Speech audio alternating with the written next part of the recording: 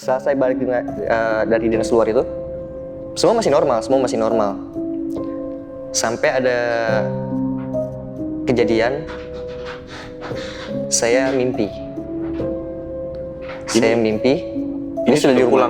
Iya, sudah pulang dari dinas luar. Saya mimpi melihat ular. Hanya melihat. Ularnya itu jadi saya lagi berdiri, ularnya dia jalan keliling saya. Bukan jalan ya, kan ular punya kaki ya. Dia apa? Iya gitu. Ya, melata. Tapi mengelilingi saya. Entah saya lagi bengong sambil merokok. Itu jelas depan saya kayak ada ngelewat kepala. Sama terus kayak dibilang garis lurus, cuma gak garis lurus. Setelah saya jalan, itu saya lihat dengan jelas Banaspati. Banaspati itu kayak bola api yang terbang-terbang. Di mana? Maksudnya? Di jalan. Di udara, dia terbang. Banaspati. Dan itu yang lihat bukan saya, teman saya yang di belakang juga ngeliat.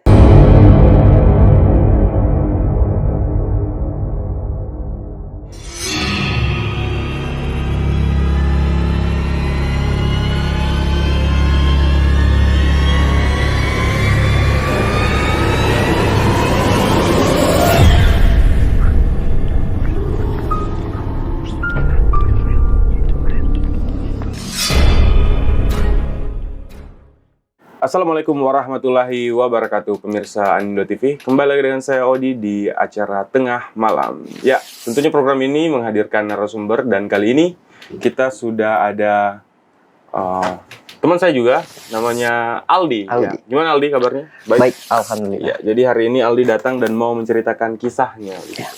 Ya, tapi sebelumnya saya ingatkan kepada teman-teman penonton Anindo TV, jangan lupa saksikan acara ini di TV Kabel Channel 12. Dan juga subscribe YouTube kami di Anindo TV Kendari. Ya, jadi Aldi, sebelumnya saya ingin tanya nih, kamu ini bukan orang sini kan? Bukan, saya perantau dari Jakarta. Dari Jakarta. Ya. Datang di sini di Kendari kerja. Jadi kalau boleh tahu, ini kisah mau menceritakan kisah apa? Sebenarnya banyak plot twist di kehidupan saya. Jadi awal mulanya itu saya datang ke Kendari tahun 2016. 2016. Iya, bulan Udah Desember. 8 tahun. 7 atau 8 tahun. Iya, jalan 8 tahun. 2016 Desember saya kerja penempatan pertama di Kendari. Iya. Dan alhamdulillah karir lancar sampai akhirnya tahun 2017 saya diangkat jadi karyawan tetap. Dan 2018 alhamdulillah ada rezeki saya bisa beli rumah di sini. Nah, disitulah awal mula ceritanya saat saya beli rumah itu. Oh, jadi cerita ini yang rumah ini? Iya. Topik utamanya ini ya di rumah itu? Iya, ada di rumah kejadiannya. Oh, oke. Nah, mungkin kita tidak usah berlama-lama, bisa langsung diceritakan saja. Tengah malam bercerita, kita mulai. Ya, jadi Aldi mungkin bisa diceritakan kronologisnya dari awal. Jadi tahun 2018, alhamdulillah saya punya rezeki, terus saya ada niatan untuk cari tempat tinggal. Akhirnya saya dapat di salah satu daerah, masih ya sekitaran Sultra. Pertama saya datang ke BTN-nya itu, saya langsung ngerasa cocok sama BTN-nya. Dengan konsep BTN-nya seperti itu, saya merasa cocok. Jadi hari itu juga saya langsung DP rumahnya. Jadi posisi rumah saat saya DP itu, rumah saya satu-satunya rumah yang sudah jadi. Oh, yang lain belum? Belum. Jadi di situ ada 4 blok. Blok 1 dan blok 2 sudah laku. Sementara blok 3 dan 4 belum. Kamu di? Saya di blok 3. Oh. Jadi satu-satunya rumah di blok 3 dan blok 4 yang ada penghuninya. Ada penghuninya saya. Jarak dari blok 1 sama blok 2 itu lumayan jauh ke blok 3, blok 4. Jadi terpisahkan. Tapi saya nggak masalah sama itu. Karena memang dari pihak developernya juga bilang ini rumah siap huni. Dan akhirnya beberapa bulan kemudian, karena saya malas bayar kos, terus bayar cicilan juga yang sudah mulai berjalan, akhirnya saya memutuskan untuk pindah ke rumahnya itu. Nah, salahnya saya ketika saya pindah, seperti kalau di kampung saya orang Sunda. Orang Sunda. Biasanya setelah kita pindah rumah, kita harus, kalau orang sini bilangnya baca-baca. Ada baca-bacanya rame-rame, biar syukuran lah. Nah salahnya, saya nggak ngelakuin itu. Mungkin kesalahannya di situ. Tapi di Sunda juga gitu kan? Iya, ada baca-bacanya. Saya cuma menunaikan kewajiban sholat, terus ngaji, hanya seperti itu. Nah, minggu pertama aman. Masuk minggu kedua, saya ada dinas luar. Keluar daerah, ya keluar kota. Jadi saya tinggalin itu rumah selama hampir kurang lebih 3 minggu. Jadi baru dihuni seminggu sudah ditinggalin? Iya. Memang niatnya sebelum saya berangkat ke luar, dinas luar itu, saya mau ngadakan syukuran. Tapi keburu saya dinas luar, terus pas kembali dari dinas luar itu saya ngerasa capek, akhirnya lupa sampai sekarang belum. Sampai sekarang? Belum. Setelah itu, setelah saya balik dari dinas luar itu, semua masih normal. Sampai ada kejadian, saya mimpi. Ini sudah di rumah. Pulang dari... Iya, sudah pulang dari dinas luar. Saya mimpi melihat ular.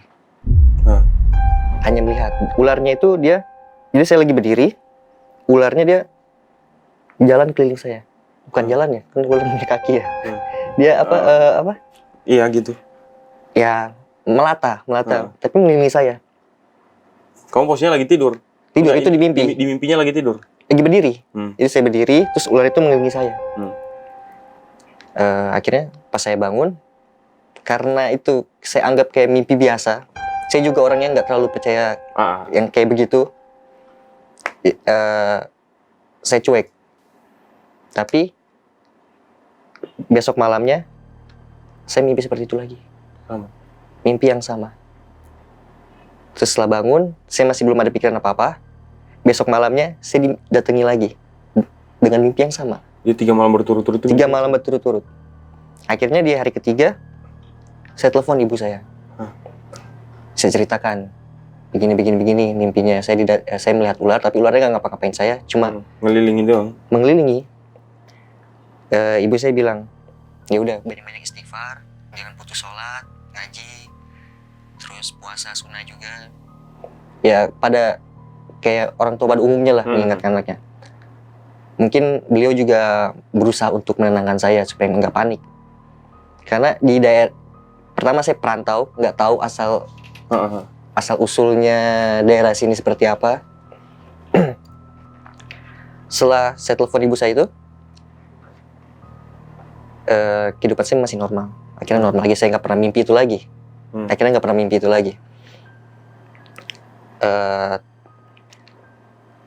Tiba-tiba ada satu kejadian lagi. Saya lagi main game di komputer. Jadi posisinya, ini meja komputer saya. Ini jendela luar, jendela kamar. Nah jendela kamarnya itu, dia langsung ke arah jalan. Setelah saya selesai main game, itu sekitar jam 1 malam. Setelah saya matikan komputer, saya duduk dulu untuk menenangkan diri. Saya duduk, saya merokok. Kan di depan, ini keadaan BTN-nya sudah rame ya. Sudah ada orang? Sudah ada orang. Di depan saya ini sudah ada orang. Dan dia punya kayak lampu depan yang lumayan terang lah, lampu depannya. Jadi dia bisa nembus ke kamar saya, jendela kamar saya. Pas saya lagi bengong sambil merokok, itu jelas depan saya kayak ada ngelewat kepala. Sama terus kayak dibilang garis lurus, cuma nggak garis lurus, tapi jelas ini kepala. Terus kalau orang sini bilangnya kuyang, tapi saya waktu itu saya nggak kepikiran ke sana.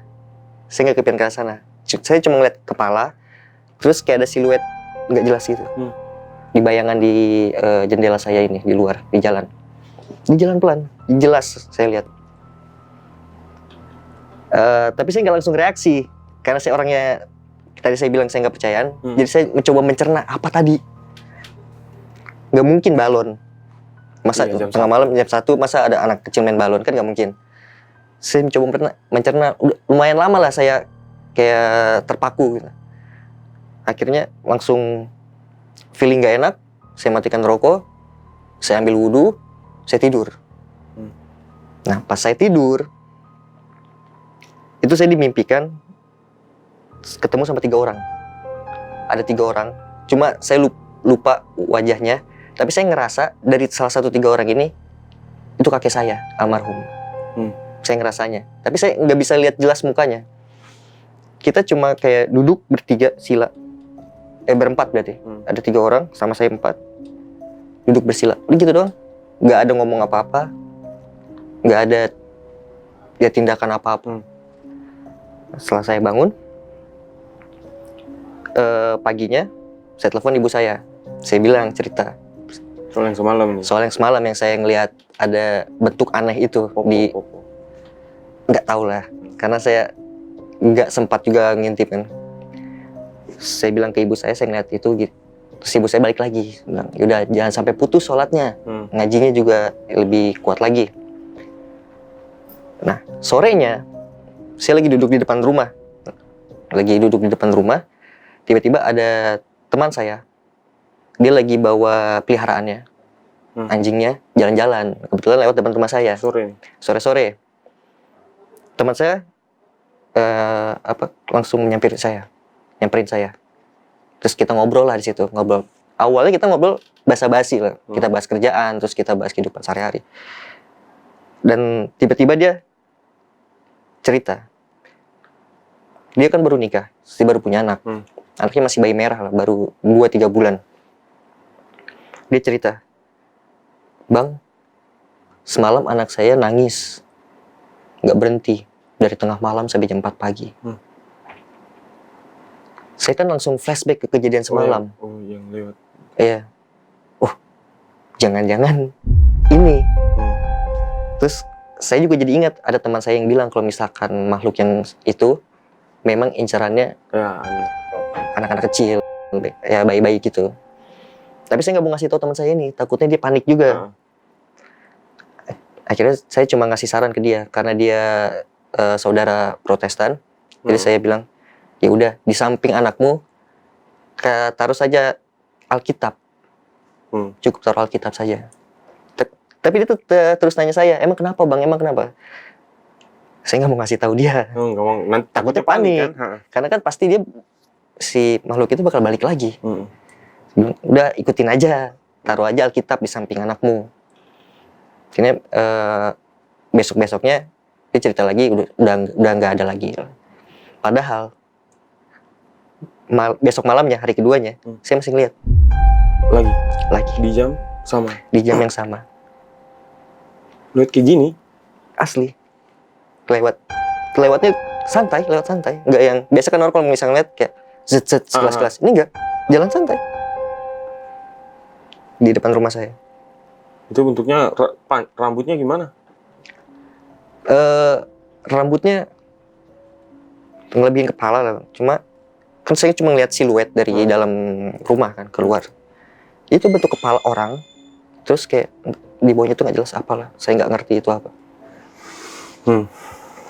Tapi pas malam keduanya, saya coba memberanikan diri. Ini mungkin selama dia nggak mengganggu saya juga nggak akan mengganggu dia. Saya cuma 2 kali lah ngalamin kejadian itu. Tapi bulan berikutnya ada lagi kejadian yang lebih aneh. Mungkin ini awal mula dari bukan kesialan ya, pelajaran hidup saya yang paling berharga lah. Jadi ada satu hari saya pergi main sama teman saya. Nah, saya pergi main itu pas ba'da maghrib, keluar rumah ba'da maghrib. Jadi orang lagi azan maghrib, saya keluar rumah berdua sama teman saya naik motor dari arah rumah saya ke MTQ. Ya, nah rumah saya ke MTQ itu sekitar lumayan jauh lah. Pas saya lagi di jalan, azan masih berkumandang. Sekitar mungkin 5 atau 7 kilo setelah saya jalan, itu saya lihat dengan jelas Banaspati. Banaspati itu kayak bola api yang terbang-terbang. Di mana? Maksudnya di jalan. di udara, dia terbang. Banaspati. Dan itu yang lihat bukan saya, teman saya yang di belakang juga ngeliat. Malah pas saya lihat, saya diem. Oh, enggak bilang sama Nggak dia. bilang. Tapi dianya. Teman saya yang bilang, kamu lihat? Iya, lihat. Akhirnya karena kita ngeliat itu, kita singgah dulu ke masjid.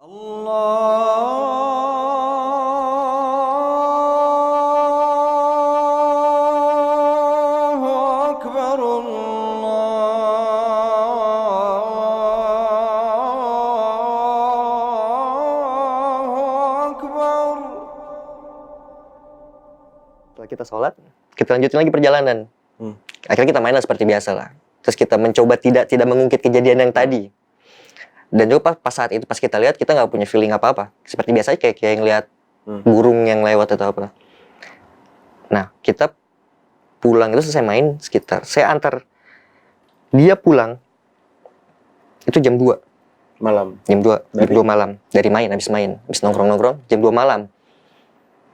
Nah, pas sampai di depan rumah dia bilang, besok jemput saya jam 7 pagi. Otomatis saya ngeluarin HP, saya setel alarm di situ juga. Pas saya mau nyetel alarm di depan rumah dia di motor. Ini temanmu cewek cowok? Cewek. Saya setel alarm, terus saya masih lihat jam situ. Jam pas saya mau masukin HP itu jam 02.03. Saya ingat banget 02.03.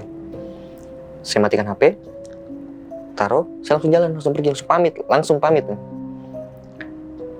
Jarak dari rumah teman saya ini yang cewek ke rumah saya itu sekitar ya 15 menitan lah. 15 menitan. Enggak terlalu jauh, enggak terlalu dekat, juga 15 menit. Saya berangkat dari rumah cewek tadi 02.03. 02.03. Terus saya jalan, pas saya mau masuk lorong BTN saya sudah masuk, saya belok. Itu saya ngeliat lagi Banaspati itu. Saya ngeliat lagi Banaspati. Satu gitu. Satu lewat lagi. Terus karena saya panik, saya parkir motor, saya keluarkan HP. Niatnya saya mau telepon ibu saya. Ini belum sampai rumah ini? Sudah sampai rumah. Sudah sampai rumah, saya parkir motor, saya keluarkan HP. Niatnya mau telepon ibu saya karena saya panik. Pas saya lihat jam 3 lebih. Jam 3 lebih. Padahal tadi nggak ada kendala kan? Nggak ada. Itu 15 menit ya dari rumah dia ke rumah saya. 15 menit itu udah santai sekali, jalan santai sekali, 15 menit. Pas saya lihat lagi HP jam 3. 3 lewat? Jam 3 lewat. Sejam kan? Iya. Terus saya coba tenangin diri dulu. Saya belum telepon ibu saya nggak jadi. Karena sudah terlalu larut juga, takutnya ibu saya panik. Nanti malah jadi yang aneh-aneh juga. Kayak pas saya mau buka kunci, saya masukkan kunci ke pintu. Tiba-tiba ada suara di belakang. Popo. Yang itu? Popo. Jelas. Po. Tapi suaranya samar-samar. Dan kata orang-orang kan, kalau misalkan suaranya samar-samar, berarti dia dekat. Itu samar-samar. Saya langsung buka pintu, saya kunci pintu, saya langsung tidur. Nggak ganti baju. Karena saking paniknya. Besok paginya, saya baru cerita sama ibu saya. Dan kebetulan waktu itu, pas paginya, itu hari Kamis. Kamis malam Jumat. Saya cerita sama ibu saya. Ibu saya bilang, oh ya udah, nanti malam kamu jangan kemana-mana, ada yang harus kamu lakukan. Nanti malam. Selesai ba'da maghrib di sini. Oh ya oke. Setelah itu, pas ba'da maghribnya, saya telepon lagi ibu saya. Ini udah selesai sholat maghrib, tapi belum yasinan, karena itu kan malam Jumat, belum yasinan. Oh yaudah, kamu ambil air di wadah, di baskom yang lumayan besar. Kamu taruh samping kamu, terus kamu baca yasin. Terus saya turuti lah. Saya ambil air, saya taruh airnya itu. Jadi ini airnya di sini, Bang. Saya ngaji yasin. Tapi kan namanya orang kan nggak mungkin setiap apa ya, selalu ngeliat Al-Quran kan. Pasti ada mata. Iya, ada ujung mata atau. Ya, itu saya ngeliat ember ini goyang. Si genangan airnya itu kayak lagi gempa. Ada gelombang-gelombang gitu. Pas saya lagi ngaji yasin. Itu kayak gelombang. Tapi namanya lagi ngaji. Jadi saya selesaikan dulu ngajinya. Terus saya ngaji, saya laporan lagi ke ibu saya, tapi by chat. Sudah selesai, apalagi? Ya udah tunggu sampai Isya selesai. Jadi, kalau misalkan sudah sholat Isya baru telepon lagi. Sudah selesai sholat Isya nih ceritanya, Bang. Saya telepon lah ibu saya. Ternyata air yang tadi itu untuk mandi saya. Tapi kan orang pada umumnya mandi itu di toilet kan, di WC. Tapi ini saya disuruh mandi di ruang tengah. Di ruang tengah rumah, di ruang tamu. Mandi pakai air itu. Awalnya saya kayak, masa segini anehnya? Segini anehnya kan. Cuma karena saya mikir lagi, udah banyak kejadian-kejadian aneh, kayaknya saya turutin lah. Saya turutin. Saya bereskan dulu ruang tengah. Semua meja-meja saya pinggirin supaya nggak kena basah. Akhirnya saya mandi di situ, di ruang tengah. Mandi dalam artian nggak mandi yang kayak pakai sabun, nggak. Cuma basahkan, basuh semua badan. Dan itu nggak boleh saya elap, nggak boleh saya kering, harus kering di badan. Jadi saya setelah mandi, tunggu agak lembab, baru saya tidur. Boleh tidur. Dan masih dalam keadaan seperti itu. Terus semua lampu di rumah itu dimatikan, harus dimatikan semua, nggak boleh ada cahaya sama sekali. Terus saya tidur dalam keadaan tidak ada satu kain pun di badan saya. Nah setelah besok paginya saya juga disuruh tabur garam kasar. Makanya waktu itu pas abang main ke rumah ada garam kasar. Oh, di bawah meja? Ya, sekeliling rumah tabur di situ garam kasar. Dan alhamdulillah setelah kegiatan itu memang nggak ada gangguan sama sekali. Itu berbulan-bulan nggak ada gangguan sama sekali. Bahkan kalau menurut saya ya, perbedaan dari sebelum saya melakukan itu rumah tuh kelihatan kayak suram, kayak gelap. Itu rumah baru, tapi kayak gelap ya. Tapi setelah saya, gitu. Iya kayak gelap. Tapi setelah saya kayak mandi itu langsung terang, kayak cerah, terus bawaannya happy. Nah, salahnya saya, jadi ada satu lagi yang harus saya lakuin. Jadi saya harus makan bawang putih, bawang putih yang dibakar. Jadi bawang putih saya bakar dulu, terus saya makan. Nah itu saya harus ngelakuin selama sebulan full, nggak boleh putus. Per hari itu? Per hari. Itu saya nggak lakuin karena saya orangnya malas. Jadi saya cuma ngelakuin 3 kali. Oh. Garam doang. Kalau garam seminggu sekali. Tapi yang bawang ini. Nah itu ternyata fungsinya untuk melindungi saya dari dalam, menurut ibu saya. Jadi mungkin ada yang kelewat ya. Ibu saya ini orang yang bisa dibilang spesial. Oh ya. Spesial. Jadi dia tahu apa yang nggak kita tahu. Nah balik lagi pas saya sudah nabur garam itu, terus saya disuruh makan bawang putih itu yang nggak saya lakuin. Tapi memang selama sebulan 2 bulan itu nggak ada gangguan sama sekali, saya pun ngerasa apa. Cuma itu aja yang bawang putihnya itu. Yang nggak dimakan kan 3 hari doang kan? Harusnya sebulan full. Tapi kamu makan 3 kali doang. 3 kali doang, karena rasanya nggak enak. Terus juga kita pasti males kan, karena harus setiap hari. Beberapa bulan kemudian, saya mau cuti ceritanya. Saya mau cuti, mau pulang ke Jakarta. Saya mau pulang ke Jakarta. Misalkan ini hari terakhir saya kerja, besok saya mau cuti. Nah malamnya, H-1 saya mau berangkat ke Jakarta. Setelah selesai sholat Isya, saya nggak tiduran siapa, tengkurap gitu bang, sambil main handphone. Pas lagi main handphone, tiba-tiba dari leher sampai ujung jempol mati rasa, nggak bisa digerakin sama sekali. Sampai HP yang saya pegang lagi tengkurap itu langsung jatuh.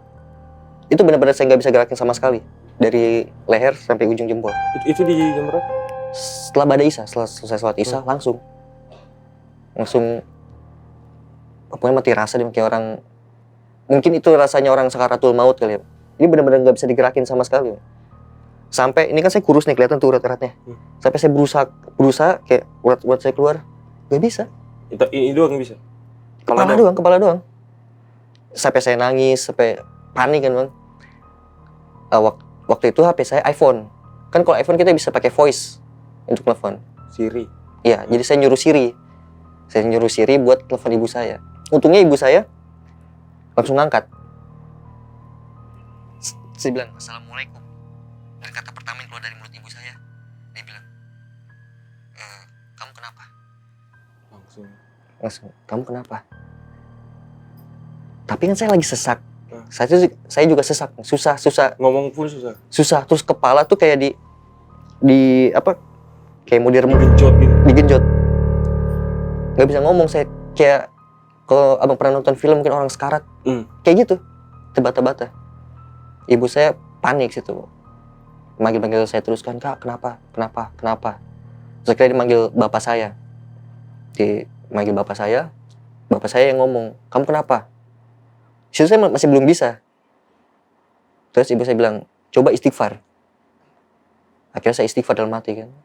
Akhirnya bisa ngomong. Bisa ngomong. Tapi ini masih ini. Masih bisa gerak. Cuma bisa ngomong, dan itu pun cuma ngomong ibu.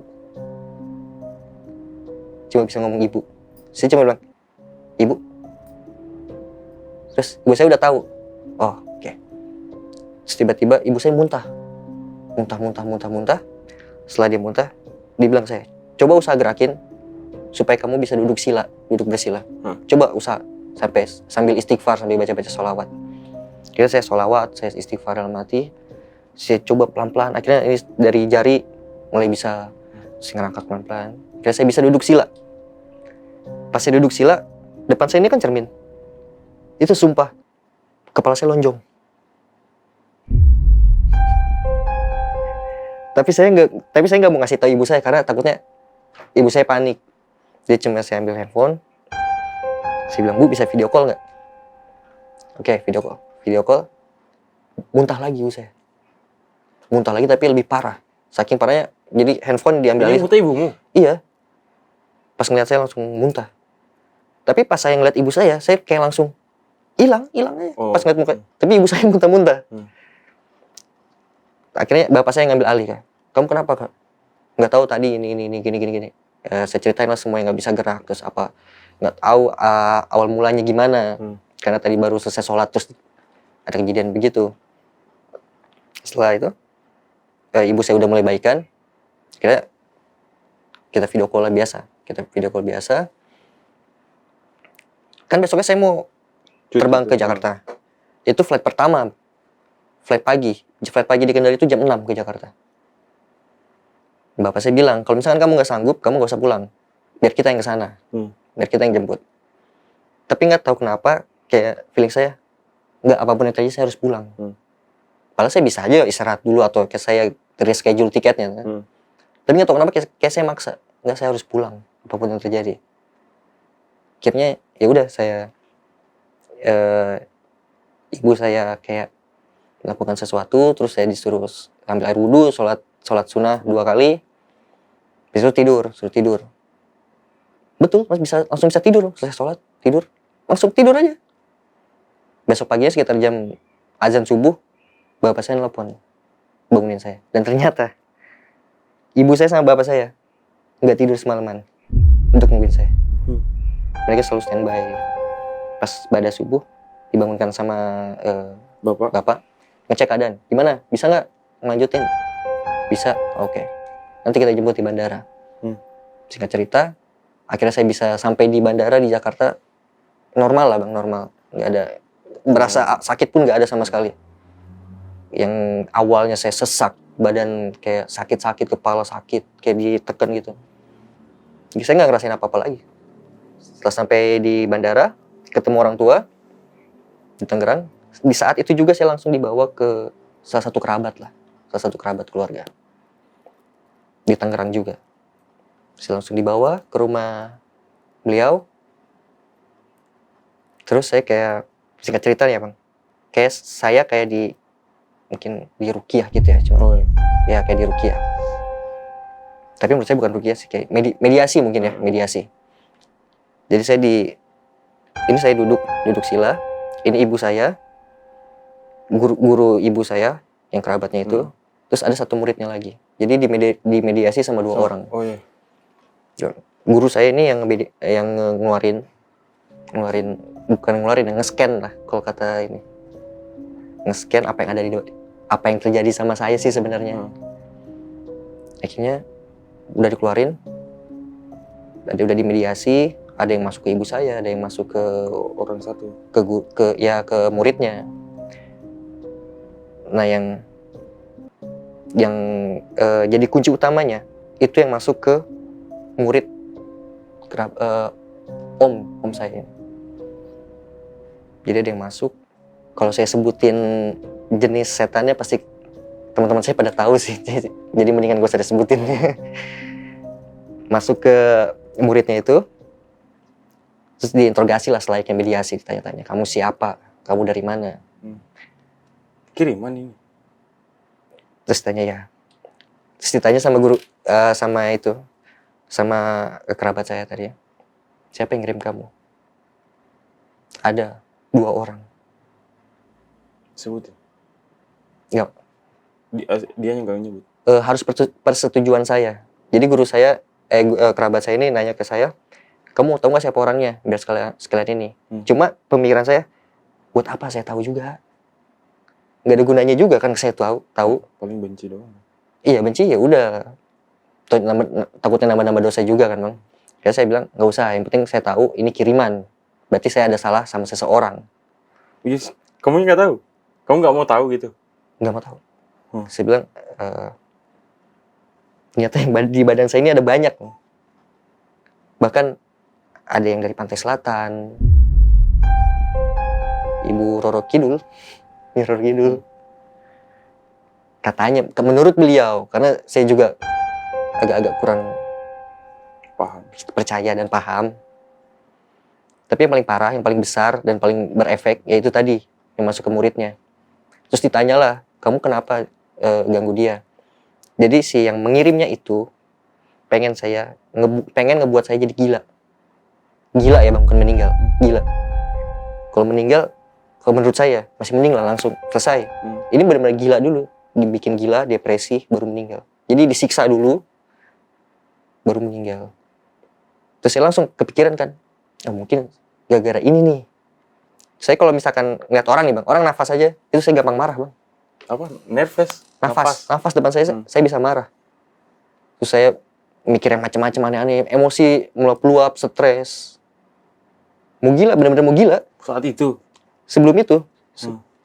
Oh ternyata ini jawabannya. Menurut ini, mediasinya itu. Kunci jawabannya di situ.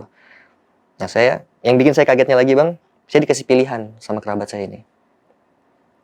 Saya dikasih pilihan, kamu mau ngebalikin ini nggak? Terus? Tapi kalau ini dibalikin, orangnya meninggal. Pasti. Bukan gila lagi. Nggak bisa gila. Pasti meninggal. Terus saya makin panik bang. Wah jangan deh, jangan sampai kayak gitu. Terus saya bilang ke kerabat saya ini, saya cuma minta satu. Saya cuma pengen satu, hidup saya normal tanpa menyakiti siapapun. Itu aja. Sekiranya ya udah dia dibalikin ke asalnya, terus semua dikeluarin. Bahkan yang di kepala saya ternyata dikalungin ular katanya. Mungkin itu juga kan. Iya. Mimpi awal tadi. Iya, padahal saya bukan Voldemort. Maksudnya ya gitu. Akhirnya ya udah sampai sekarang alhamdulillah sudah nggak ada lagi gangguan-gangguan. Sampai sekarang. Jadi aman, main di rumah aman sekarang.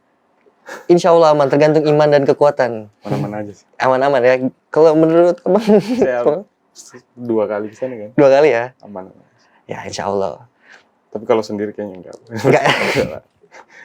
Saya tiap hari sendiri loh. Saya tiap hari. Insya Allah lah enggak. Kalau misalkan ya benar kata ibu saya sih. Yang penting sholat, ngaji itu nggak pernah putus. Atau minimal kita bisa beriman lah ya. Beriman, intinya itu. Ya sebelum selesai, saya ada pertanyaan. Yang pertama tuh yang waktu jam 2:03. Kan sampai di rumah itu jam 3 lewat. Harusnya kan jam yang 15 menit itu udah santai banget. Santai. Kamu di jalan ngerasa lama nggak? Enggak, normal. Normal, kayak biasa. Karena itu dini hari juga saya nggak berani ngebut, takut ada sapi lewat. Iya. Dan di sana banyak sapi kan? Iya, santai. Tapi tiba-tiba jam 3. Jam 3. Nah terus yang ini waktu kamu ini apa namanya? Lagi main game kan? Iya. Terus nggak bisa gerak. Itu nggak bisa gerak doang atau ada sakit nggak sih? Kesemutan. Nggak kesemutan ya, apa ya, kayak ada yang migang gitu, ada yang kayak gimana sih kalau orang pegang kulitnya? Tapi suruh badan. Jadi kita mati rasa, terus kayak ada yang jalan-jalan di sini. Kaku aja? Kaku. Mungkin itu kayak rasanya sakaratul maut. Itu saya nggak pernah cerita sama siapapun karena takutnya, karena ceritanya juga terlalu hiperbola ya. Mungkin banyak orang juga yang ini pasti nggak ada. Tapi itu memang. Itu emang. Saksi hidupnya ada ibu saya. Saya juga sempat telepon seseorang buat minta tolong. Jadi saya pertama telepon seseorang ini karena dia dekat, jadi dia bisa langsung ke rumah saya. Terus kedua, ternyata dia nggak diangkat. Saya telepon ibu saya. Ya, emang kurang ajar. Saya kenal ya. Kenal. Ya itu tadi cerita dari Aldi Ramadan. Ya mungkin pelajaran bisa kita ambil banyak dari cerita ini. Mungkin bisa disimpulkan saja oleh penonton-penonton yang menonton acara ini. Intinya berhati-hati dalam berbicara, bertindak. Karena kita nggak tahu hati orang. Kan? Iya. Jadi kita akan bertemu di episode selanjutnya. Assalamualaikum warahmatullahi wabarakatuh.